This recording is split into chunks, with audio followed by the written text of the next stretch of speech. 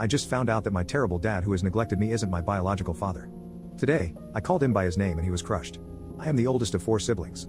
I have been treated like the black sheep in the family for as long as I can remember. On birthdays, I never had any, just a cupcake from my mom and no presents. I wasn't allowed to have friends over. Christmas was never something I looked for at most because I would only get some socks while I had to look at the presents my dad, aunts, uncles, and grandparents gave my siblings: new bikes, the latest fashion clothes, phones, game consoles, games, you name it, they got it. I was never allowed on family trips and vacations.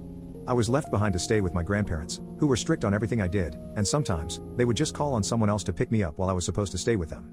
When I was at home, I mostly stayed in my room and studied. It didn't matter how well I did in school or sports, my dad showed no interest. Yesterday, I came home from work late, tired, and just wanted to go to bed. I opened the door to hear my mom arguing with my dad and aunt about me. I could hear my aunt saying I should be more grateful to my dad. Then they saw me in the doorway and stopped. My mom and dad looked like they had seen a ghost, while my aunt announced, "And in comes the bastard." I was shocked to hear her say that. I know she did not like me and mostly ignored me when we were in the same room. But I got angry and asked her to repeat what she said. My dad quickly stopped her, but no, I wanted to know why I should be grateful for it. So I asked what was going on. No one said anything for a while. So I asked again and became grateful for being ignored, neglected, and abandoned while my siblings were spoiled and played happy family with dad.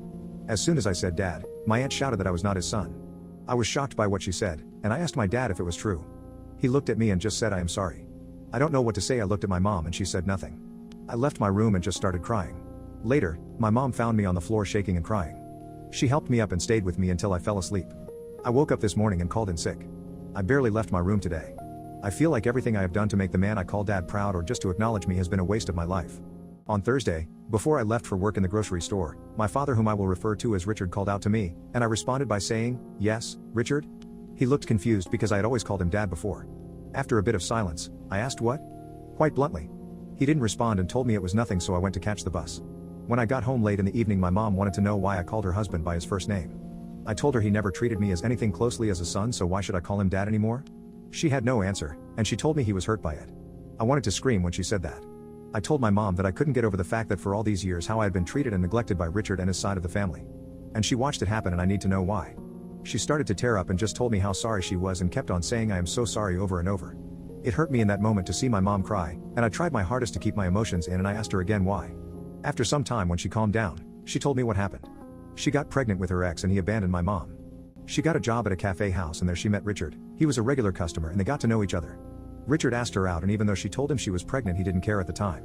Richard's parents were not happy about the idea that their son was dating a pregnant woman. They made plans to get married soon after I was born. Richard never showed any interest in me when I was born, but my mom lived with the hope that one day he would. After hearing all of that, I didn't know what to say for a while.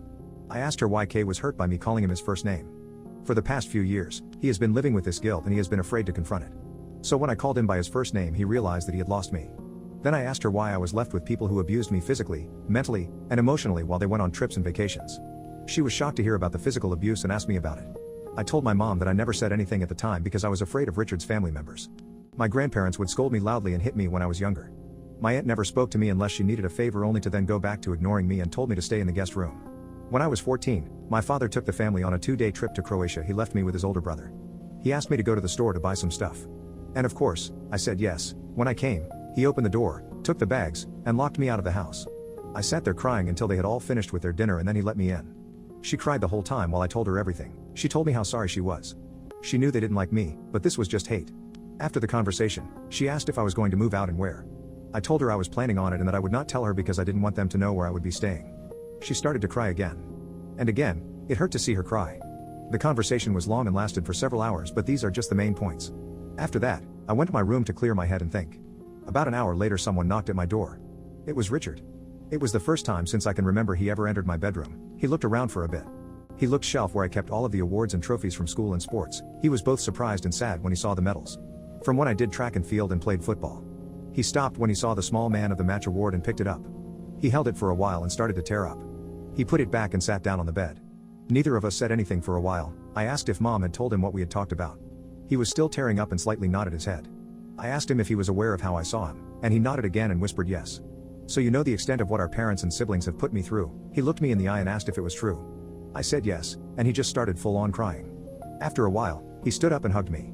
This was the first time he had ever hugged me and cried in front of me before. I just hugged him back and started to cry.